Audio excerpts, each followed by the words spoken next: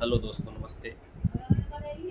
आज से हम लोग एक नया प्रोग्राम स्टार्ट कर रहे हैं यूजीसी नेट फर्स्ट पेपर और सेकंड पेपर दोनों के लिए। तो सबसे पहली बात यह है कि यूजीसी नेट के को तैयारी करने के दौरान हम मुझे फर्स्ट और सेकंड दोनों पेपर को देखना पड़ता है और इस क्रम में हम फर्स्ट पेपर को 10 यूनिट की तरफ देखते हैं। फर्स्ट पेपर में 10 यूनिट में सबसे पहला यूनिट है टीचिंग एप्टीट्यूड, जिसके बारे में हम थोड़ा सा आज डिस्कस करेंगे। और रही बात अपना पेपर सेकेंड पेपर, तो सभी स्टूडेंट अपने अपने पेपर को अपने अकॉर्डिंग से देखेंगे। क्योंकि मेरा हिस्ट्री है तो मैं हिस्ट्री को बेहतर से प्रयास करता हूँ कि हिस्ट्री के स्टूडेंट को हिस्ट्री पढ़ाया जाए। क्योंकि 2 साल का एक्सपीरियंस रहा है मुझे, 2 टाइम्स नेट क्वालिफाई है और पीएचडी ओनली भी क्वालिफाइड है। तो मेरे अनुभव के अकॉर्डिंग, मेरे अनुभव के आधार पे मैं आप सभी को बेहतर बताने का प्रयास करूँगा। फर्स्ट पेपर में टीचिंग एप्टीट्यूड देखना पड़ता है और टीचिंग एप्टीट्यूड में जो उसका सिलेबस है उसको हम देखें तो एक सबसे पहला है कॉन्सेप्ट कि टीचिंग एप्टीट्यूड का कॉन्सेप्ट क्या है, शिक्षण अवधारणा क्या है, उसके बाद मेथड क्या है, लेवल्स ऑफ टीचिंग क्या है।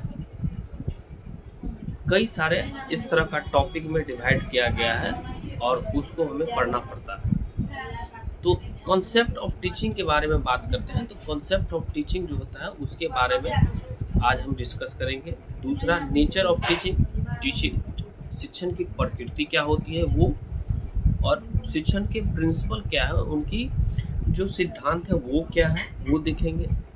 कई तरह के शिक्षण आपको एक ही तरह के जैसे लगेंगे, जैसे प्रशिक्षण क्या है। उसके बाद देखते हैं ना टीचिंग की जो प्रशिक्षण होता है वो क्या होती है।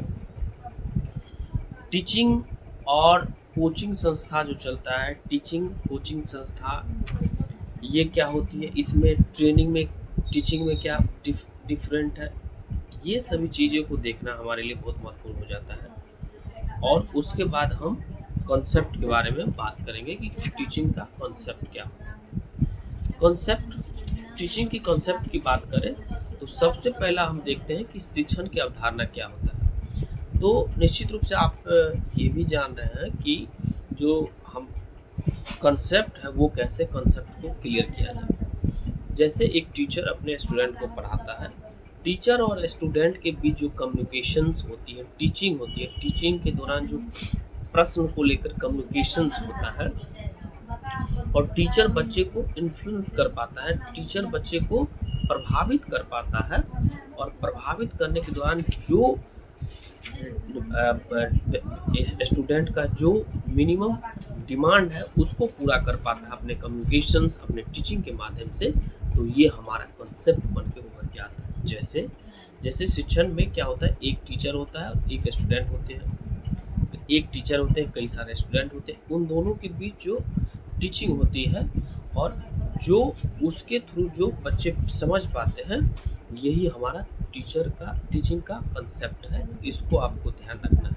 अगर इसको हम डिफाइन करें कुछ वर्ड में तो हम इसको ऐसे कह सकते हैं कि teaching is a communications between 2 and more people, जहाँ बच्चे को इन्फ्लुएंस कर सके, प्रभावित कर सके और बाय किसके थ्रू, कोई आइडिया के द्वारा, बाय किसी लर्निंग के समथिंग प्रोसेस के द्वारा, किसी आइडिया के द्वारा उसे प्रभावित कर सके। यही हमारा टीचिंग का कंसेप्ट है।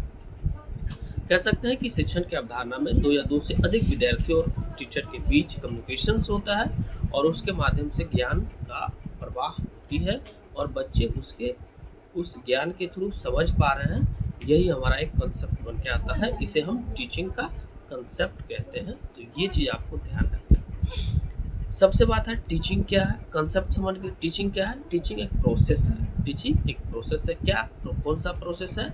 इसको हम कह सकते हैं कि ये स्टूडेंट, कैरिकुलम और टीचर के बीच कम्युनिकेशंस होती है और कोई उद्देश्य होता है जिसको पूरा करने के लिए हम टीचिंग करते हैं।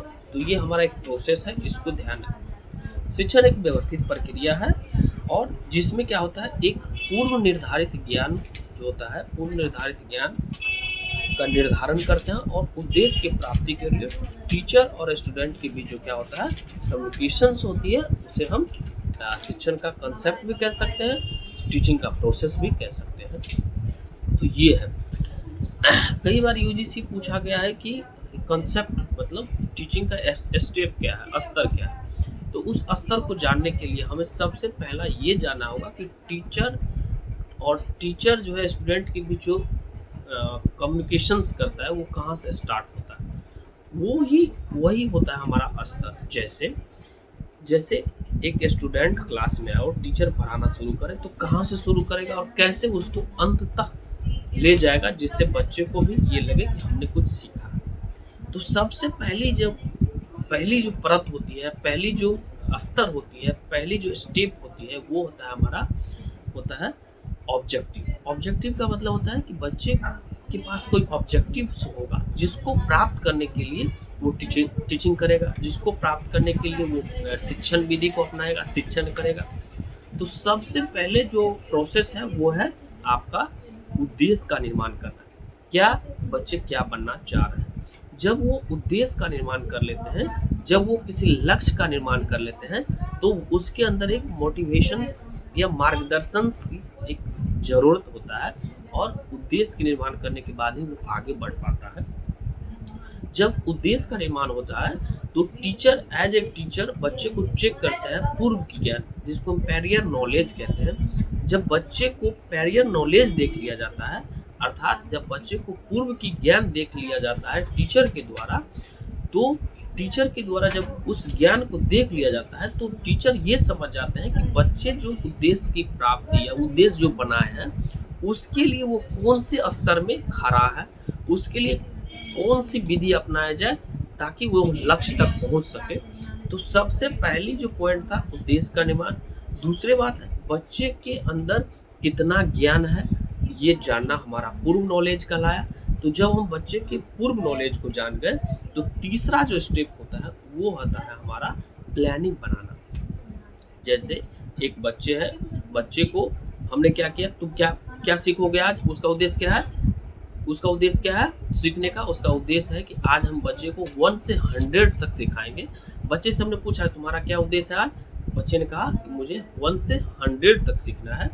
तब बच्चे को हमने कहा कि तुम लिख के दिखाओ कि कितना तुम बना पा रहे हो।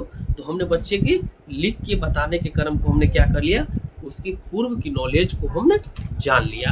अब हम जब पूर्व की नॉलेज बच्चे लिख को हमको दिखाया तो हमने पता चला हमें कि हाँ बच्चे इतना जानकारी है, बच्चे को इतना जान रहे हैं। तब हम अब टीचर क्या करेगा, एक प्लानिंग बनाएगा कि 1 से 100 तक बच्चे को कैसे सिखाया जाए।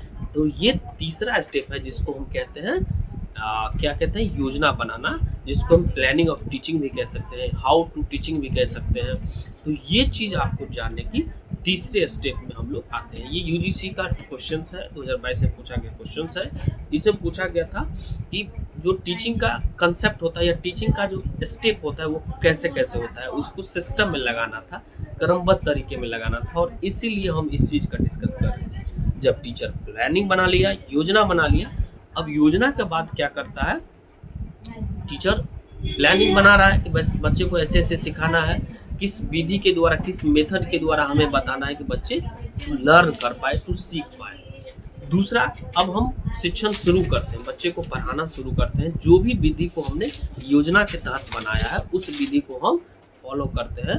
किसमें, उस विधि को हम फॉलो करते हैं, टीचिंग को जब शुरू करते हैं, बिगनिंग करते हैं, स्टार्ट करते हैं, टीचिंग स्टार्ट करते हैं, उसमें हम सारे मेथड को देख लेते हैं और हम बच्चे को सिखाने की प्रोसेस को आगे बढ़ाते हैं। तो ये हमारा एक चौथा स्टेप हो गया जो हमारा शिक्षण शुरुआत करना, जिसको हम टीचिंग बिगिनिंग टीचिंग कह सकते हैं, स्टार्ट ऑफ टीचिंग कह सकते हैं। और जो हमारा पांचवा स्टेप है वो होता है इवैल्यूएशंस, जिसको हम कहते हैं मूल्यांकन। अर्थात अब हमने बच्चे को योजना बनाया, योजना बना के हमने बताया कि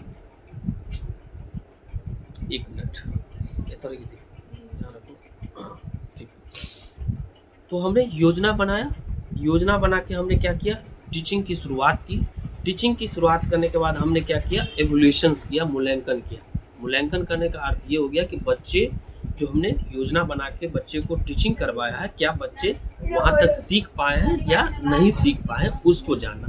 तो हमने मूल्यांकन के थ्रू ये जान लिया कि बच्चे कितना सीख पाए, 50% या 1 से 100 तक सिखाने के क्रम में वो 1 से 50, 1 से 60, 1 से 70 तक सीख पाया है और नॉट सीख पाया है। ये हमारा हो गया मूल्यांकन, बच्चे को मूल्यांकन करना कि बच्चे कहाँ तक सीख पाए। और लास्ट स्टेप है वो है रीटीचिंग, अर्थात पुनः शिक्षण प्रक्रिया को शुरुआत करना। अर्थात बच्चे पहली बार 60 या 70% सीख रहे हैं, तो अब वो दूसरे स्टेप में क्या करेंगे, जो 30% बचा है वो रीटीचिंग के माध्यम से बच्चे उस कंसेप्ट को या फिर जो बच गया उसको सीखने का प्रयास करेगा। That is called reteaching. तो ये हमारा जो है जो रीटीचिंग का कंसेप्ट है, ये आपको जानना है। तो ये स्टेप ऑफ टीचिंग हो गया जो हमने आपको बताया है। कई बार इन सारे होने के बाद भी कई बार अलग जगहों से क्वेश्चन को भी उठा लिया जाता है, जैसे कि टीचिंग का मीनिंग क्या होता है, टीचिंग का मतलब क्या होता है, मीन्स क्या होता है। ये सब जानने के लिए हमें सबसे पहले टीचिंग की कंसेप्ट को जानना होगा। जैसे एक साइकोलॉजिस्ट हुए जिसका नाम जॉन एडम हुए, उनका मानना था कि टीचिंग जो है वो 2 पोलर है, जिसको हम कह सकते हैं बाईपोलर है। बाईपोलर का मतलब 2 पोलर है और उसके थ्रू टीचिंग होता है। बाईपोलर जैसे एक टीचर है और एक स्टूडेंट है, और स्टूडेंट टीचर के बीच कम्युनिकेशंस हो रहा है, that is called bipolar. John Adam ने इसको दिया था। एक ट्रीपोलर का कंसेप्ट भी आया था। ट्रीपोलर में क्या होगा, एक टीचर है, एक स्टूडेंट है, और क्या सीखेगा उस पर विशेष जोर दिया जाएगा, that is called curriculum, syllabus. और इन तीनों के तहत जो कंसेप्ट बनती है, इन तीनों के तहत जो टीचिंग होती है, जिसे हम कहते हैं क्या, ट्रीपोलर कंसेप्ट। एक 4 पोलर कंसेप्ट है जिसको हम चतुर्ध्रुवीय प्रक्रिया भी बोलते हैं। अब ये चतुर्ध्रुवीय प्रक्रिया क्या है, तो कई सारे साइकोलॉजिस्ट हुए, वो उनका मानना था कि ये 4 कंसेप्ट मिलकर टीचिंग कंसेप्ट बनाता है, टीचिंग होता है। जैसे कैसे होता है, तो 4 कंसेप्ट क्या है, तो सबसे पहले उन्होंने बताया कि एक टीचर होगा तो एक स्टूडेंट होगा ही होगा, क्योंकि दोनों के बीच कम्युनिकेशन होगी। कम्युनिकेशंस क्या होगा, किस विषय पर होगा, वो एक कैरिकुलम बनाएगा। तो ये कंसेप्ट बन के आ गया कि टीचिंग, टीचर, स्टूडेंट, कैरिकुलम। और एक चीज़ उन्होंने बताया, 4th था इन्वायरमेंट। जैसे हम आज स्कूल्स के लिए, कॉलेज के लिए या कोचिंग संस्था के लिए स्पेसिफिक जगह बनाते हैं फॉर टीचिंग के लिए, इसी प्रकार एक स्पेसिफिक जगह होगा जहाँ टीचिंग होगा। तो ये चतुर्ध्रुवीय प्रक्रिया के अंतर्गत आता है, जिसे हमें अच्छे से जानना होगा और समझना होगा। तो ये 4 चीज़ जो बेसिक जानकारी हम आज अपने YouTube के माध्यम से आपको देने का प्रयास किया हूँ। आशा करता हूँ कि आप सभी लोगों को अच्छा लगा होगा। तो अब हम लगातार वीडियो बनाएंगे। आपकी जो आप समझ पाएंगे या नहीं समझ पाएंगे, इसकी स्पष्टता को जानने के लिए मुझे आपका थोड़ा सा सहयोग चाहिए।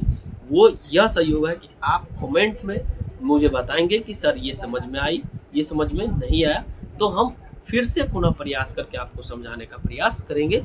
हमारा उद्देश्य है यूजीसी नेट को जितना से जितना बच्चे हैं उनको आगे बढ़ाया जाए। जहाँ तक हमारी सहयोग होगी वहाँ तक हम सहयोग करेंगे, और आप सभी हम सभी लोग एक दूसरे से जुड़े रहें, ताकि हम अपने भविष्य का निर्माण कर सके। ये उद्देश्य के साथ हमने YouTube चैनल को खोला है, और आज से ये हमारे लगातार वीडियो जारी रहेगी। बहुत बहुत धन्यवाद। Thank you so much.